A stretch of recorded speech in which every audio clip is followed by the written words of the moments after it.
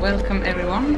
It's 12 o'clock and it's time for the last design talk before the From Business to Buttons conference that we're starting next week on Friday. So if you haven't got your tickets yet, I really recommend you to go in there and get one right now. I think there's about 20 left, so hurry up. And as usual, you can use our discount code FRIEND if you're listening to this design lunch. But I also want to tell you that already straight after the conference, we will start with the next design talk straight away. So don't miss that and keep your eyes open at LinkedIn or other social channels for more information. But with that said, today, as you know, we have our guest Gerd Leonhard, and we will talk a little bit about ChatGPT and AI. But to set the scene, and I know maybe everybody hasn't seen the ChatGPT interface, I thought instead of me presenting Gerd, I will actually let my digital assistant do so. So I will share with you the ChatGPT interface, as you see here. And for those of you who haven't seen this before, the ChatGPT is like a digital assistant that can basically help you with different things as coding, writing texts, and so on, rewriting it. And I will check out with Gerd later on how much of this, what ChatGPT is telling me, is actually true about him. But first, I'll let ChatGPT rewrite it for me in a more poetic and shorter way, so that we don't have to have such a long presentation.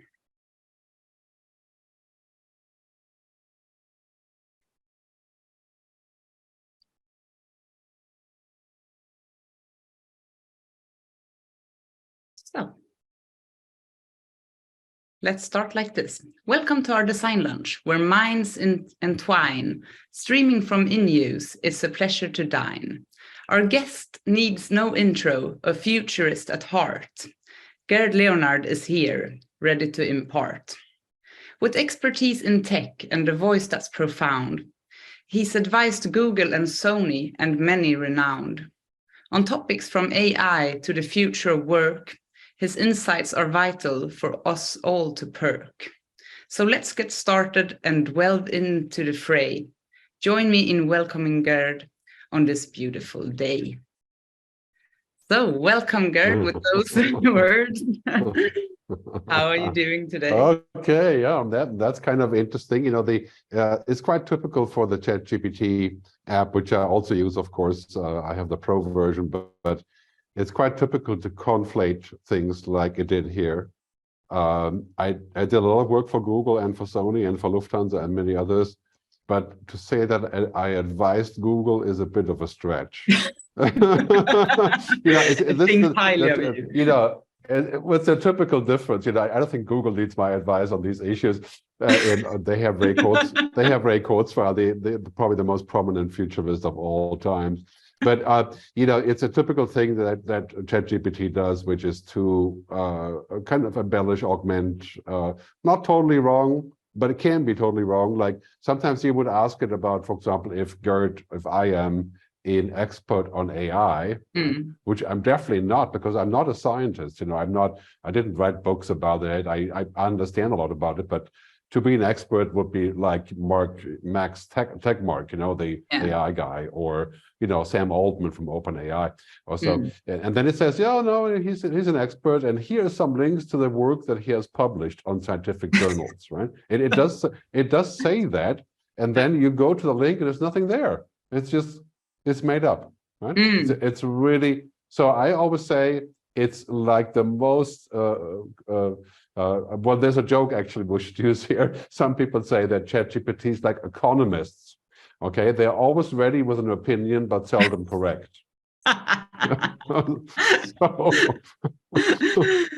Thank you for clarifying. Yeah, I think this was a good example, and also from my own experience for playing around with it. It's very good at sounding very secure of what it's saying a lot of times.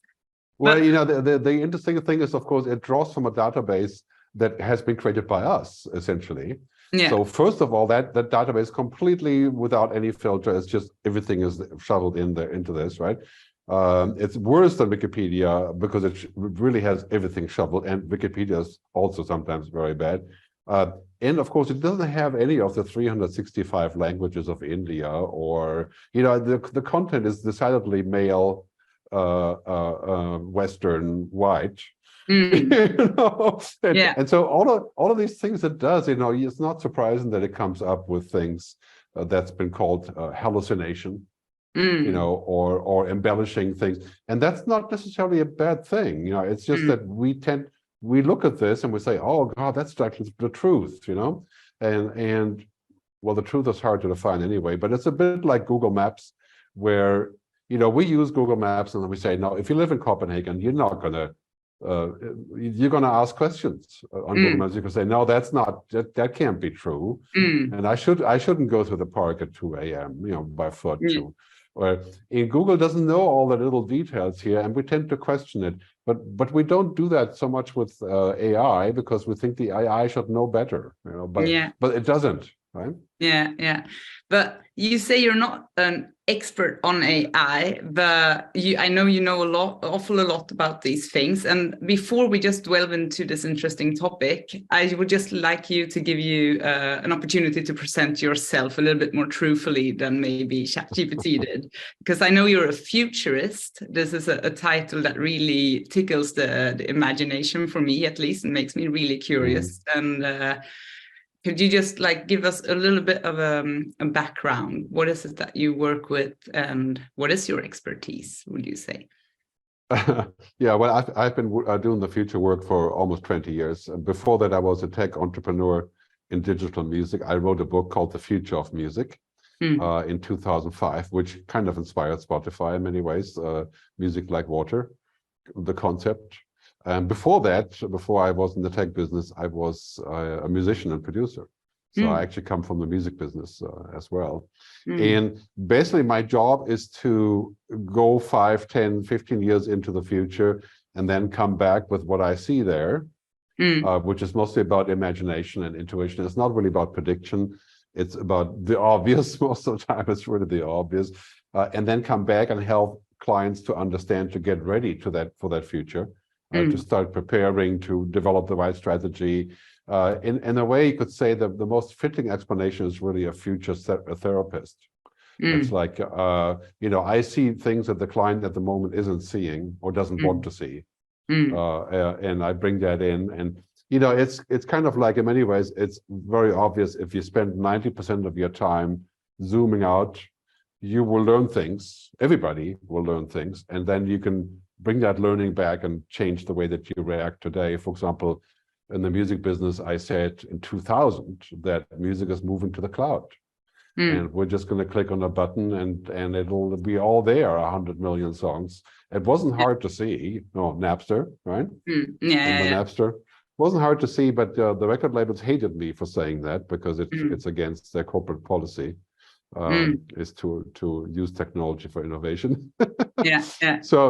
So in many ways, yeah. So that's really what I do. And I have a team of roughly 50 people around the world that do future work in different disciplines and domains, like energy, nuclear power, electric vehicles, and so on. So we read a lot and basically kind of try to get ready for the future. Really interesting. And this brings us to today's topic, I think, as well, because something that has been, you've seen a lot of writings about it these last, I would say, 3 weeks or so, or 4 weeks, is this open letter about putting a pause to AI development, basically more advanced than ChatGPT 4. And it's a letter, like, there's been so many different voices around it, and I was hoping that we will give some nuance and perspective and different dimensions on this conversation today, and just like making understandable also for our audience, like, what are the risks that makes people in like names like Max Tegmark, Yuval Noah Harari, who wrote Sapiens, amongst others, like really big names within the field and within also other adjacent fields, to say like, let's pause this for 6 months, and why other people, likely strong-minded, are also saying, no, this is not a good idea for other reasons. But let's start with maybe your opinion or your point of view as a futurist, and maybe, as you just said, saying something that the business don't want to hear. I don't know, what is it that you're seeing, Gerd? Well, basically, I signed the letter of the Future of Life Institute as well. There's 28,000 people on there, or 30,000 now, that signed it. And it's caused a very big debate for 3 reasons. First, the invention of artificial intelligence and machine learning, and it's been a long process of 50 years. It's not new. But OpenAI came up with the first public model of doing this, which is quite different. The other companies have tried and decided not to pursue the public model before OpenAI for lots of reasons. And when Microsoft tried it, 7 years ago, there was a huge upheaval about all the evil things it was saying. And so OpenAI was the Sputnik moment, the Sputnik satellite that the Russians launched. And then Americans said, oh my God, the Russians are going to own space and the cosmos. And and we are here doing nothing. And then they allegedly went to the moon. A lot of people think this is an interesting topic, but the Americans beat the Russians to the moon. And that's kind of like what Microsoft and Google and so on are trying to do now.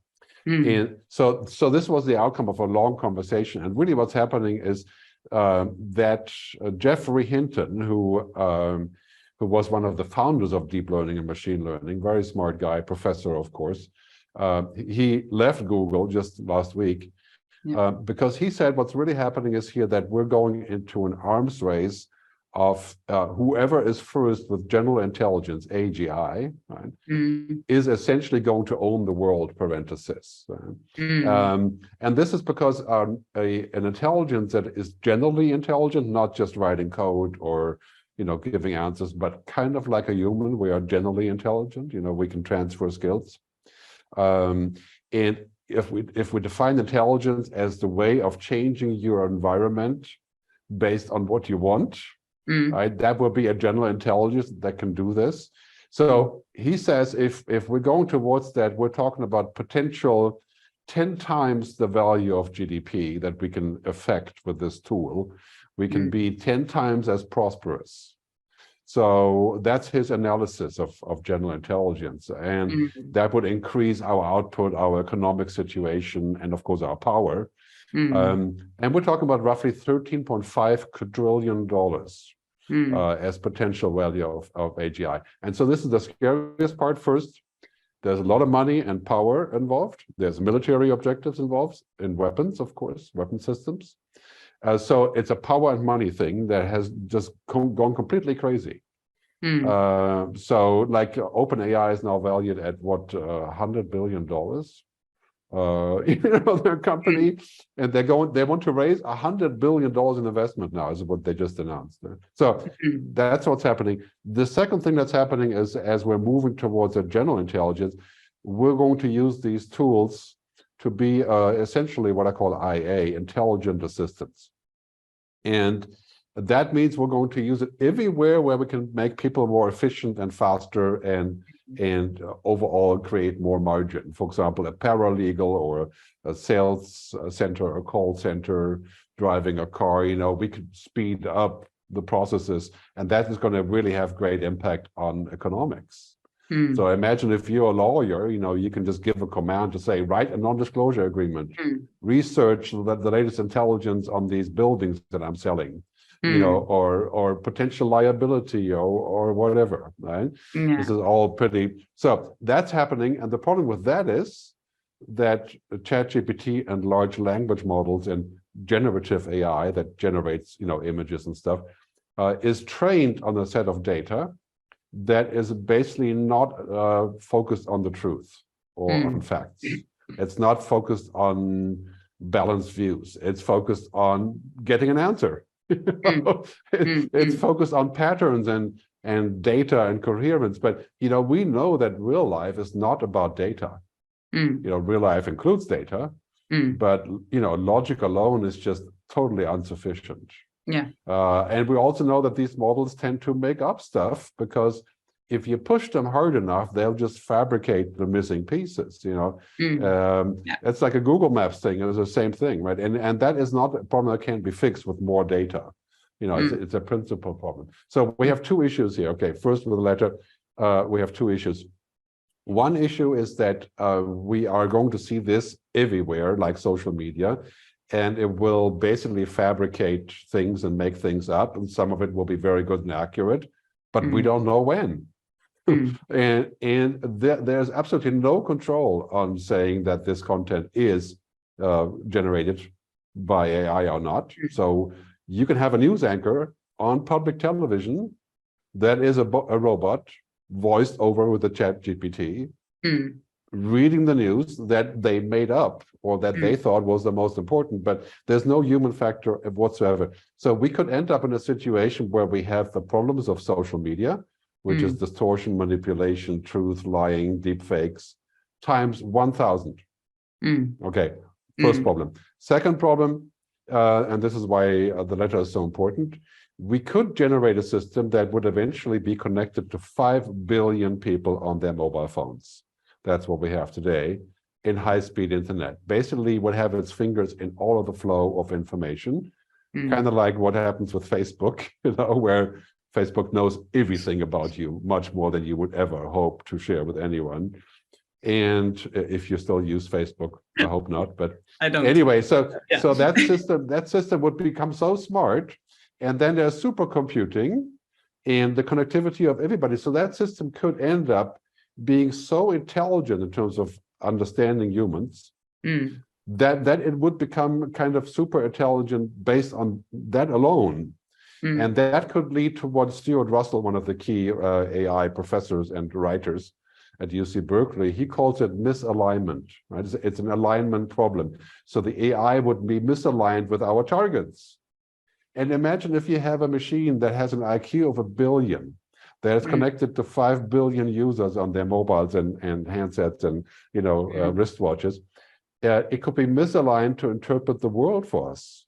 And it could therefore do things without our explicit order. Like, for example, it could say, let's save energy today, shut down all airplanes and airplane traffic control to save energy today.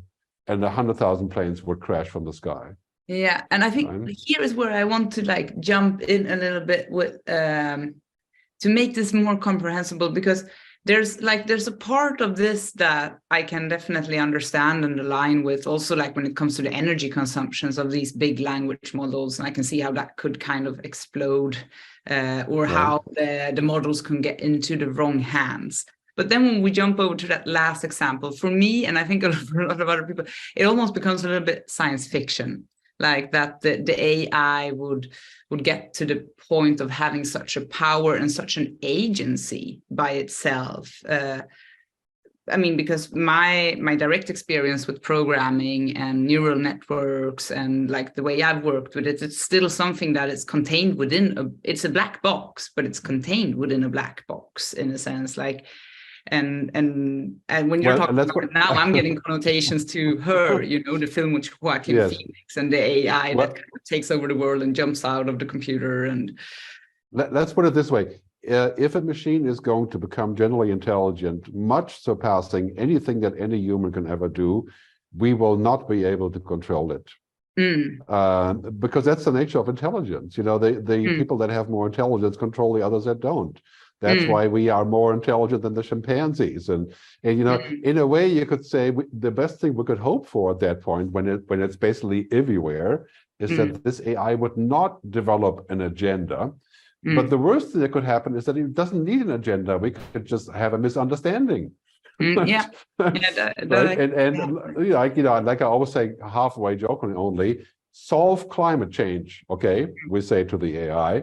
The AI says, you know, humans are the #1 problems. So for climate change, we get rid of all of them, problem solved. And this is the alignment problem that Stuart talks about.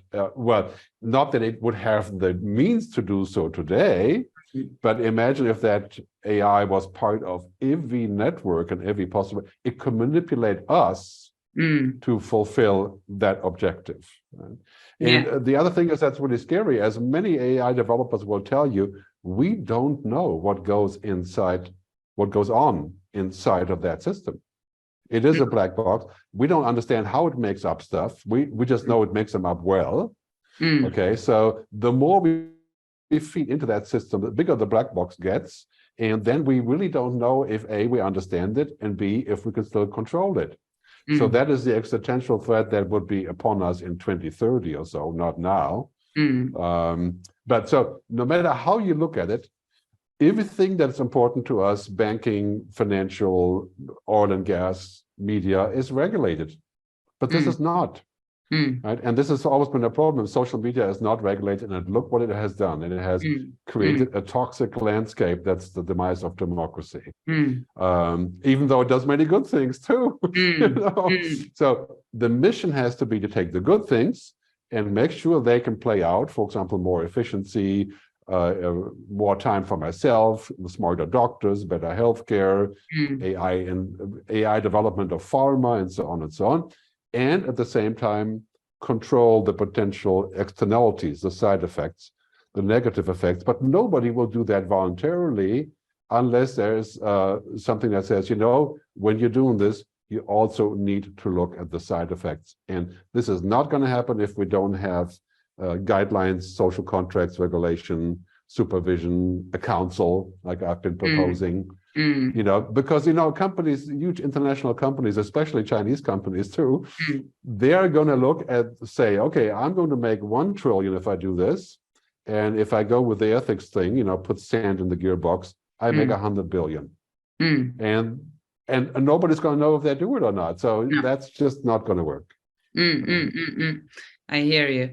I mean, because I tried to kind of read the different voices around this letter and understand, like, because the first thing when I myself read the letter, I felt like, well, this is kind of straight up, why not do like this? It sounds great, like have a moratorium, have the big, because it says in I mean, what the letter basically says is like, we don't think that the big tech leaders of today should be the ones making these decisions, but it should actually be made a democratic kind of decision making and put in policies and regulations, and just what you said. And to do that, we need to pause for 6 months, because this kind of arms race will not pause by itself. If not, people kind of shake hands and say, let's sit down for 6 months and wait. And I know I've heard some interviews with Max Tegmark as well, when he says, like, just as you says, we did this before with a lot of different things, you know, human cloning, we stopped that, you know, and because we realized if this gets out of control, it's nobody wins in the end. We're basically all losers. But yeah, I mean, it is impractical, clearly, to propose this. It is also impractical when we look at countries that would not collaborate, like China, you know, or I'm hoping they would, but that's what everybody's saying, right? So it's impractical, and it seems like, you know, in the way of progress, and that's all true. Nevertheless, this is probably the most powerful invention right after the nuclear bomb, nuclear energy, probably more powerful. And of course, the big deal is you can't make a nuclear bomb without plutonium. It's hard to make a nuclear bomb. It's not that hard to write code and to use code. Right? So it's much more urgent. Yeah, and here is actually, you're touching upon one of the things that I heard some critique around, and it's like this AI hype. And I think one of the articles talking mostly about this is the Bender article, Stochastic Parrots, which basically is an article that goes through all the different language models that we have today. And she's also for regulation, but she wrote a post basically criticizing a little bit this open letter, because she sees it as just another thing to hype up the AI and where it is today. She's not agreeing that we have reached so far and that there is so much danger. And I would wonder, like, you're a little bit more insightful on this than I am. Like, what would you say about that? Like, is it, you know, because a lot of people says, like, it might just be a hype and a way to make this $1 million industry even, you know, even more, how do you say, like, profitable, you know, like we scare everybody that it's a monster, it's going to jump out of the box, you know, let's invest. Well, there's always a good chance for that, of course, and Emily's article is quite insightful on this, but generally speaking, of course, this topic of what I call digital ethics Mm. You know, this is in my book from 2016, Technology versus Humanity, right? That it's all in there. And my book is now experiencing a sort of renaissance because of that. And it's been out in 14 languages. In the book, I talk about what we really need to do is we need to have a much broader discussion platform about the power of technology, making the good thing shine and come out, and putting a lid on the bad thing. And we haven't done that. And the reason we haven't done that is because scientists and inventors and tech companies are just going to invent whatever it is. It's the Oppenheimer problem, right? And I'm not wrong with that. I'm just saying it could be a critical issue. And B, the markets are just looking at this as a huge, you know, it's a gold rush. Huh? And I think that is the problem, because we survived the nuclear bombs. We survived CRISPR-Cas9 experiments. We survived genetic engineering issues. We survived kind of social media. We are going to survive climate change. It'll be painful, but we can fix it. We have the means. We would not survive creating a general intelligent entity or entities that have an IQ of 1 billion and connect to other 1 million machines with an IQ of 1 billion. That has the potential to go so horribly wrong that any science fiction film would be a kindergarten scenario. It's not here now, but we need to start the process. And I think this is why the Future of Life Institute letter is good, because we have to stop looking at economic objectives. We have to stop looking at power, US, China, Europe, India, you know, Russia. We have to look at the global objective, which is to solve our biggest problems, to go forward, to be proactive, but to not to be stupid. And I think even China will not go forwards into a world where that is becoming a tool that's available just without any containment or regulation. You've seen China react to the CRISPR-Cas9 scenario. A Chinese doctor used it 4 years ago, 5 years ago, and he went to jail, and the Chinese decided that it wasn't a good idea to just experiment despite of all of the lack of regulation. So just these to are table clarify stake that issues. scenario for our audience, it's about human cloning, right? Yes, a Chinese doctor 5 years ago decided that the CRISPR-Cas9 technology, which you can use to basically clip a DNA, would be a good idea to try that on a couple that had a baby and the father had AIDS. And he used that technology to make sure the babies don't have AIDS, which worked. Right? But we don't know anything about, you know, every possible genome change has 17 million potential repercussions. Right? Each single one. So we don't know, and this is a very scary turf. You know, basically could mean everybody dies in 20 generations if that's passed on. So anyway, so this is a similar scenario. So really, what needs to happen is the power of technology could be heaven, or it could be hell. And if we don't collaborate, just like the nuclear bomb, well, it took 15 years to get to that agreement, right? We don't have the time now. We need to start that conversation about what does it do now? What does it do in 10 years? What happens when we reach the singularity? And I will talk about that in my talk. My topic is the good future, right, for the talk. If we want a good future, it's going to be primarily about not rejecting any technology or science, of course, but putting it to good use. And Buckminster Fuller said, famous futurist, humanity is very good at inventing all these really amazing things, but not so good at picking the right use of it. Right? And that is something we have to fix. As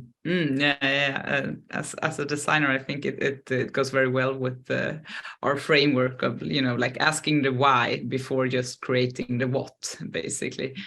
But especially when it's exponential, you know, this is, of course, the biggest, you know, we don't have to worry about, you know, if we're going to tackle climate change, we don't have to worry about the side effects of solar energy or so as much as we, you know, there will be side effects, you know, landscape and all these kind of things. But, you know, we know what the solution is and we know what the maximum risk is.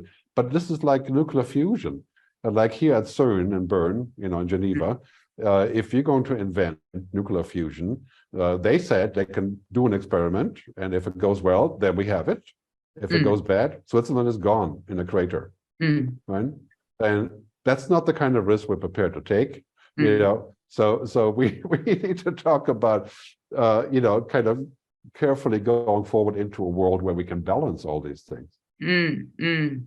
And I mean, just to also understand, if we leave the future a little bit and to talk a little bit, where are we actually now? Because what kind? I mean, we talked a little bit about ChatGPT. For those who didn't know it before, you saw it in the beginning of the talk. But what other, where is AI today? Could you give us a little mapping of where is the technology today? Is the danger around the corner, or are we? Yeah. Well, right now the dangers are much more, in terms of the curve, they're much more targeted and much more individual cases rather than the existential question of robots taken over, AI taken over, the Space Odyssey problem. It's really at this point, this machine can do amazing things that are based on logic and routine and patterns. It is not about meaning, it's not about truth, it's not about real life, it's about limited applications. So Expedia has a great app now, which was just updated yesterday. And if I go to Expedia, there's a chatbot, GPT chatbot, where I can say, I've got 4 days in Switzerland, what are the most amazing places at a low budget? And it will, I can do that now on Google, but here I will get a precise answer on Expedia, and I will get all the links in the folder that I can go to. It's great. Yeah. But is that honestly going to be, if I ask the head of the tourist organization in Switzerland, and he knows me or she knows me well, she can give me individual advice. It's not going to be the same, but it's interesting. So right now we're at the point where we can say, yeah, interesting tool. If we don't think it's like the gospel of truth, I think it's very useful. Like, you want to research a way to connect your computer with your camera, it'll show you things, it'll bring up videos, it'll do it much quicker than Google search. We're there. And I call that intelligent assistance, IA. Yeah. Okay. And if I'm stupid enough to ask, I'm 35, I live in Zurich, can you find me a suitable partner? Yeah, that is a stupid question. And then you're going to get a stupid answer, and also if you're not being critical, that's like if you're a student and you're going to write your school paper with AI, if you're not being critical or reviewing it, it's going to be a bad paper. And so anyway, so what's happening now is we're getting a power tool, okay? And this power tool can be used to make videos and images and all the amazing things. Right? But without human ingenuity and the fine-tuning of all of that, it is still devoid of any meaning, of any context, of any real-life situation. And that's because it's a tool. So I always say ChatGPT and those kind of generative AI things, they are powerful tools. They are not the purpose. They are not human. They are not sentient. They're just more powerful. And the key question here is, how are we going to prevent every piece of content that we watch or see or read to be tainted by the fact that we can use this, what I sometimes call the laziness generator. A journalist writes an article and is using ChatGPT, but he's not telling us. And he gets led out on a slippery slope of half-based facts, right? So this is what Jeff Hinton said, and also Max Tegmark and others in their critique, that we may we go towards a world that's synthetic, that's artificial, because it's going to be everywhere. So you're watching a movie, it's made by an AI based on audience research. Probably would be utterly boring, so you wouldn't watch it. But if it wasn't, you wouldn't know. And imagine what that does to politics and democracy. And this is like social media times 1,000. And we don't want that. We need to have a flag that says made by AI, right? Or percentage of it. Right? We need to have a way to identify it, which will be hard given the progress of it. Right? Yeah. And we need to have social context as to what is acceptable or not. And also, imagine if you were able to, for example, say, we're going to fire half of the paralegals at the law firm because ChatGPT is now a paralegal, searching and researching, right? Where's all that money going to go? And what happens to those people? And you know, even if we can keep the people and make them better using the tool, that's great. But it's very likely that if you're a really beginner researcher, the machine or code writer, right? The machine can take over. Yeah. And we're going to get slightly worse results, but we need a social strategy for this. We can't just say, okay, great. The telecom gets an AI that can fix the telecom system, fires 50% of telecom engineers, keeps the money. No, no, we can't do that because, you know, we're talking about the future of what the entire society is all about. Yeah. And I think like what you're saying now, I would be surprised if not everybody agrees on these things, but we just got a question here in the chat. And I also want to say to everybody else listening, like we still have around 20 minutes of this talk. So if you have any questions, take your opportunity now. But this question really touches upon something that I also think is on a lot of people's minds, like, and it's Per Age. And he says, if public or mainstream in good faith stops extending AI or CRISPR cloning technology, what stops the black market or the dark web or even the gray zone actors from developing the same stuff and maybe even getting, you know, a head start, so to say? Well, of course, that's a very good question. Also, because we really don't want to stop development of good things. Like, you know, I always say, if I can save a single person from not getting cancer based on the AI research that we've done on cancer, and we will find out what is at the root of cancer, and we will be able to prevent it using that technology, then I have to do it. Right? So I'm not advocating actually stopping. I'm just saying, you know, we should be transparent about what we're doing here. We should define the goals. We should maybe have a global agency that's in charge of that policy, just like we have a global agency for nuclear weapons, right? And we should continue and do the good things, but we should be more transparent and more careful, and we should find provisions to prevent bad actors from doing this, or to make it possible to have an antidote against the bad actors. And none of that exists. No. You know, I mean, you know, look, you can go to ChatGPT, and if you ask outright how to make a bomb, it will not answer the question. But all you have to do is you have to say, I'm writing a screenplay, and I really need to find out how to make a nice bomb, you know, from the stuff I use in the garden, the phosphorus or whatever, and it will tell you then, right? Because you're writing a script. Let's just give people ideas now. Right. Yeah, I mean, it's crazy, right? So basically, I'm saying yes, that's all true. I'm not voting for, you know, not continuing. I'm voting for more public scrutiny, more supervision, and worst of all, I think the big goal is, the stated goal of OpenAI is to build an artificial general intelligence. And I think that's not a good goal. Artificial intelligence is a good goal because it's a tool that will help us to do many things. But do I want to build a tool that has consciousness? Stuart Russell, again, he says, the story is about competence. It's not about consciousness. We have consciousness, that's enough. We don't need the machine to have consciousness. I think that's a very bad goal, is to develop a machine that has consciousness, because we wouldn't survive it. And you know, the other thing that goes with that question is, just like technology in general, we have generated a lot more wealth from technology. So productivity has gone up with all of these tools that we use, right? But here's the biggest problem. The connectivity, the productivity has gotten stuck with all the platforms. So everybody else, their wages decline and the jobs decline. Right? This is very true in America, and we can't do that. Like in media, we've done the same thing. We have made media into a giant machine using social media, and so Facebook makes $150 million profit per day.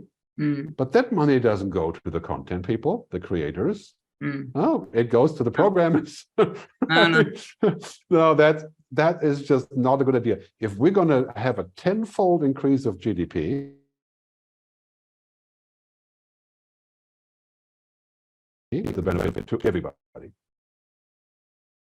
Even the Yes. farmer and the unemployed and the old people and the retirees. Otherwise, we're in deep trouble. Yeah, you're touching upon something that I think is so interesting. I remember a couple of years ago, I mean, I was born late 80s, and during whole my life, there's been something like a mantra in the background, like we need to optimize, save time, optimize, and now I'm 34, so I look around and I think like, after 34 years at least of optimizing and saving time, people should have more time now than when I was born, and if I ask, just like turn around and ask the closest friends, like, do you have more time now than 10 years ago? Nobody has more time now. So I wondered, I asked myself, like, what is it that we're optimizing? And when I followed the money, like the only answer that came out of my mouth at least was like, we're optimizing the centralization of power. That's what we're speeding up. But well, we should never put efficiency over humanity. That is a death wish, right? Because basically that gives the power to machines. So, and the thing about this whole development is that we can eventually, probably in 10 years, get to the point where we only have to work on the human-only work. So that's 3 or 4 hours a day, because the machines do all the commodity work and the routine work. And then we're going to work 3 or 4 hours a day for 3 days a week, earning the same money. Right? And so this could be nirvana, but we can't continue into this by saying that if you're the creator of that platform, or you live in a certain part of the world, then you get all the money, everybody else gets screwed. Yeah. And that's what we've been doing. I mean, I am lucky enough to be the beneficiary of a lot of technology that I use. But I realize when I go to Asia or Brazil or so, yeah, these people are not going to get the benefit unless we say the result of this is we're going to give you free solar energy and renewable energy, because now we've solved this problem and you're going to get a piece of it. I think it's really inspiring how you see technology coming in as actually as a mediator and a way of like solving these problems, because I think I sometimes get like the black filter on and see it from the other perspective, how we have to keep be aware that I think the future is better than we think. It's not that we don't have any issues, practical issues, scientific challenges that we're not going to solve. Even nuclear fusion, quantum computing. Our biggest problem is ourselves, our policy, our lack of collaboration. And there we can say, generally speaking, I don't think humans are evil. We've just not been very successful at preventing things. We just react, and we otherwise kind of sit back and let it happen. And we need to learn that. Once we learn that, it could be the Star Trek economy. I mean, it could be amazing, but it's not a scientific challenge. We have all of that, and we also have the money, but we're just not getting on the same page.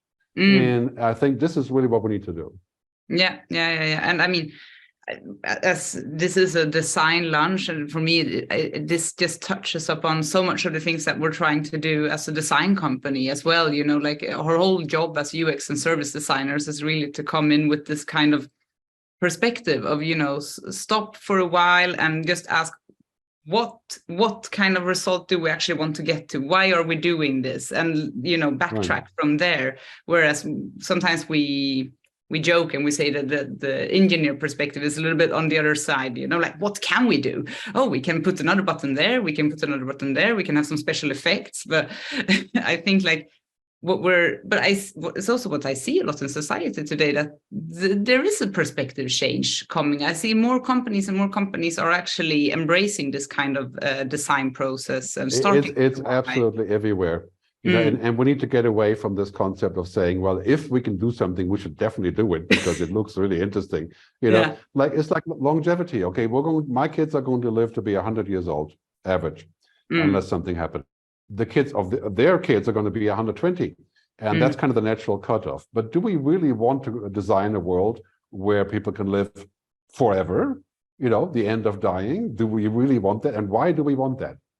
And who's going to agree on what the guidelines are here and on this human machine singularity, transhumanism? These are all very big questions that are popping up left and right now. And with AI, the key question is, we can make another, $13.5 quadrillion with this, but will it be the end of us being human? Yeah. And are we willing to take that chance and say, well, that's great, I'm going to live in a world where it's so utterly rich, but I'm not human anymore? Yeah, is that a good deal? I don't think so. That's not the good future that I want. So, I mean, not that I'm in charge of it, but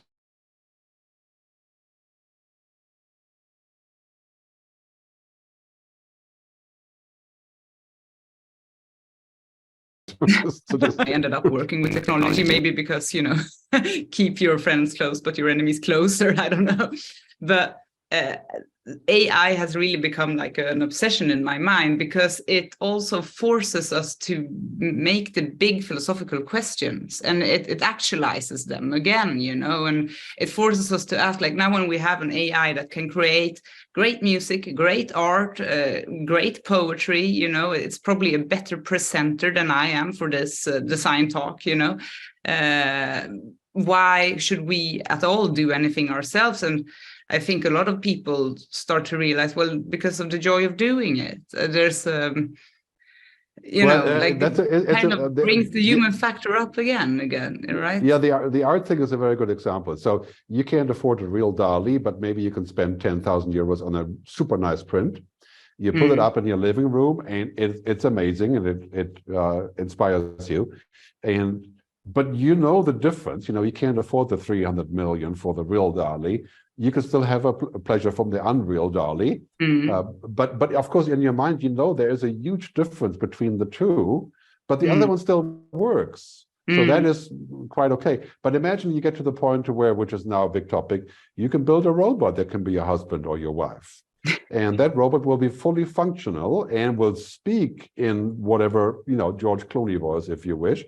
And it will be functional, and it will do the job, basically. That's Blade Runner 2049, the hologram thing, and it's fully functional. It does the job. But for us as humans, we're not so concerned about just getting the job done. It's a lot more complex than that. It's more like, okay, I'm going to be utterly lonely with this robot that fulfills my, basic needs, maybe, but it's just not human. And it's a total reduction of everything else that we have, which sometimes is okay, but by and large, we can't reduce everything. Like, there's people proposing that women should give birth outside of their bodies with what's called the exogenesis, and building machines. Well, I mean, this is real, right? And you were saying, okay, there may be an argument for that, but I think it's an aberration, and I think it's dehumanizing. And generally speaking, if we get to a world where lots of things that are dehumanizing become normal, then we're gradually descending into disaster, because then we're losing the connectivity and the glue that holds us together. Yeah. And I think that's what people are missing also more and more today. It's becoming more and more expressed, as I say. Yeah, if AI is going to help us to get even worse with that, with the dehumanizing, there's a name for this now called nature deficit disorder, which I'll use in the talk. Basically getting away from each other, getting away from nature, getting away from what really matters, because we're always looking at a screen telling us something. Then we're entering Black Mirror territory. And we're entering it not because we are stupid, but because basically it's being portrayed as the best thing to do. Yeah. And I think we need to have a new picture of the future, the good future, as I call it, that involves people, planet, purpose, prosperity, right? Not just prosperity. And I'm dead certain that all the tech companies I work with, they have the full attention to do that. But it's not their job. I mean, it's not the CEO of a bank. They can have great impact, but it's not their job to solve the world's problems at large. So there has to be. This is what public discourse does. This is what government does. This is what the council would do. And I know in Denmark there is a council on digital ethics, which is one of the only countries where that is a big project, right? And so I think Denmark has a very good policy on this, as has the European Commission with the Digital Markets Act and the upcoming AI Act. And everybody's saying, what's going wrong in Europe is that every other country is focusing on progress and achievements, and we're focusing on regulation. That's just utterly stupid. Because you can have unlimited progress, which makes you really rich, but in the end, everybody dies. So I mean, what's the point, right? And it's like, okay, I don't see the point in that. No. And we had a short chit chat before we actually did this design talk, and I wrote down something that you said, and I just thought it's really nice. You said that we hear a lot that humans are not capable of collaboration. We hear that oftentimes, and then you said that you didn't agree. And I think like what you just talked about is like we also need to a little bit reinvent the image we have of ourselves. I think today a lot in different projects where I've been, or like we try to erase the human factor. Like the human factor is something that you hear it and that's the negative thing, that's the thing that made things go wrong, something went wrong, it's the human factor. We have like this kind of like we're supposed to erase ourselves out of all the processes. And I think it was just really nice when you said it's like, why are we not capable of collaboration? Look at us. We're very much capable of collaboration, actually. Yeah, I mean, of course, humans are complex, but this whole view of humans as being the problem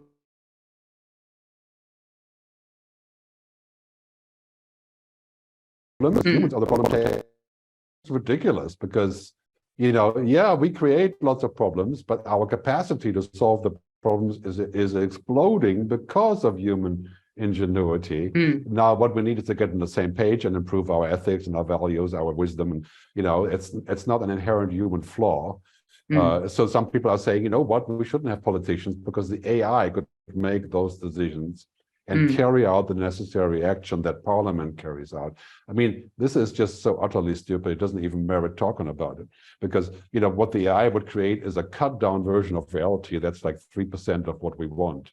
That's what it does now, basically. So it delivers reality in a 3% filter, basically. And that filter, I can say, I can laugh about it, I can make jokes, I can make media, I can use it for my enlightenment, I use it for my speeches, but it's not reality. So these machines don't think like humans, they think like machines, and machines don't think, they run patterns, right?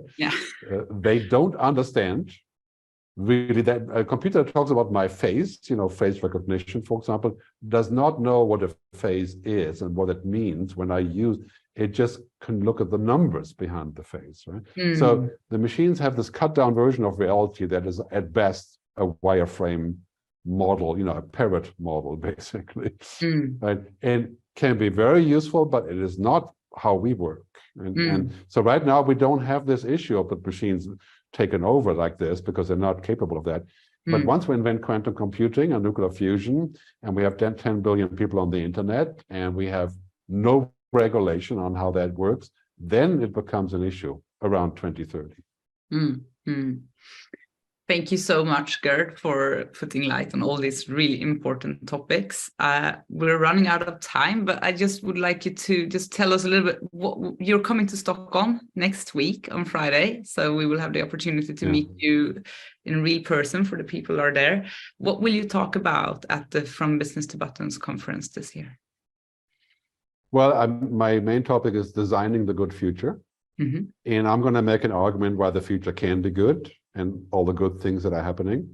And then I'll make an argument about how we have to collaborate and how we could collaborate to make it good, which includes, of course, energy, climate change, all the waves, and of course, artificial intelligence, how we can put that into a place that in 20 years, we can hand this world to our kids. We can say, it's better than before. And you have a chance to make it and be happy and be successful in this world, rather than handing a world to our kids that's completely falling apart. And I will also make a point why the future is better than we think, and why I believe that we can actually do this, and what the indications are, and what we need to get to that next point, and why the designing process is crucial, because designers always ask the question, not just if or how, but why. Right? And what is the ultimate destination with what I'm doing here? And that is the question really that stands in the room as we look in the future of humanity.